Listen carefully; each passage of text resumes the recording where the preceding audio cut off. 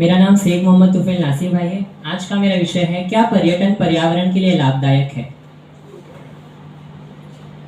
हिमाद्रि तुंग श्रृंग से प्रबुद्ध शुद्ध भारती, हिमाद्रि तुंग श्रृंग से प्रबुद्ध शुद्ध भारती, स्वयं प्रभा समुज्ज्वला स्वतंत्रता पुकारती। परम सम्मानीय निर्णायकगण एवं सर्व श्रोतागणों को मेरा नमस्कार। आज का मेरा विषय है, क्या पर्यटन पर्यावरण के लिए लाभदायक है। आदिकाल से हमारे पूर्वज पर्यटन करते रहे हैं। हमारे पूर्वज खाने की तलाश में एक जगह से दूसरी जगह घूमते थे तो उनका पर्यटन अपने आप ही हो जाता था।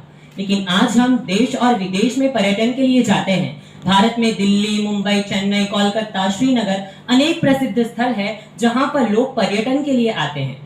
भारत में हर साल लगभग 50 लाख से अधिक पर्यटक पर्यटन के लिए आते हैं। भारत में सिर्फ ताजमहल देखने के लिए 30 लाख से अधिक पर्यटक भारत में आते हैं।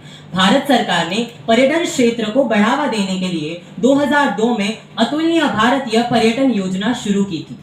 जरा सोचिए कि पर्यटन पर रोक लग जाए तो क्या होगा।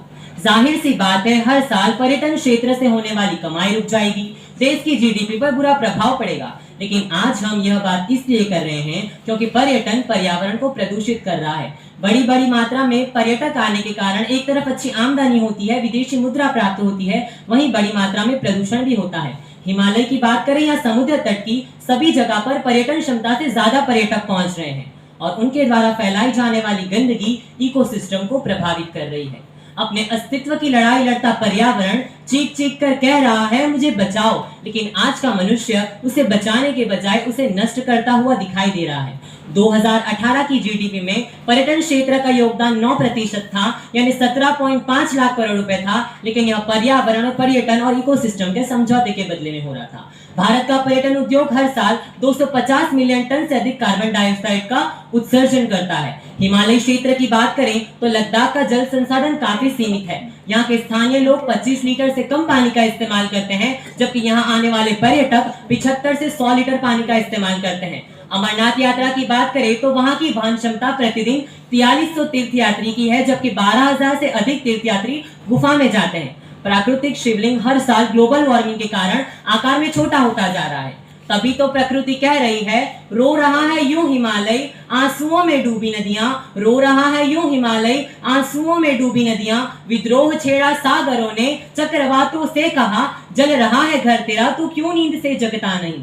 पर्यटन एक बहुत बड़ा उद्योग है। यह न केवल रोजगार प्रदान करता है, लेकिन आर्थिक विकास को भी बढ़ावा देता है। पर्यटन विदेशी धन लाता है, लेकिन आज पर्यटन पर्यावरण को प्रदूषित कर रहा है। बड़ी बड़ी मात्रा में पर्यटक आने के कारण एक तरफ अच्छी आमदनी होती है, विदेशी मुद्रा प्राप्त होती है, वहीं बड़ी मात्रा में प्रदूषण भी होता है। वाराणसी में हो रहा प्रदूषण पर्यटन के ही कारण है, गंगा नदी में हो रहा प्रदूषण भी पर्यटन के ही कारण है, और आगरा में लाखों लोग ताजमहल देखने के लिए आते हैं और उनके द्वारा फैलाई जाने वाली गंदगी के कारण आज आगरा प्रदूषित हो गया है। दिल्ली में वायु प्रदूषण के कारण वहां आने वाले पर्यटकों की संख्या 33% तक कम हो गई है। भारत पर्यावरण प्रदर्शन सूचकांक के अंदर 180वें स्थान पर है। अगर बात करें पर्यटन और पर्यावरण, यह दोनों एक दूसरे के विरोधी है। अगर पर्यटन करना है तो पर्यावरण के हित में होना चाहिए। माना यह काम थोड़ा मुश्किल है, लेकिन हम अपने पड़ोसी देश भूटान से इस मामले में सबक सीख सकते हैं। भूटान ने अपने पर्यटन शुल्क को बढ़ाकर पर्यटकों की संख्या को नियंत्रित किया है। आज हमें चिंता करने की आवश्यकता है, क्योंकि अगर पर्यावरण ही नहीं रहा तो मनुष्य कहाँ जाएगा।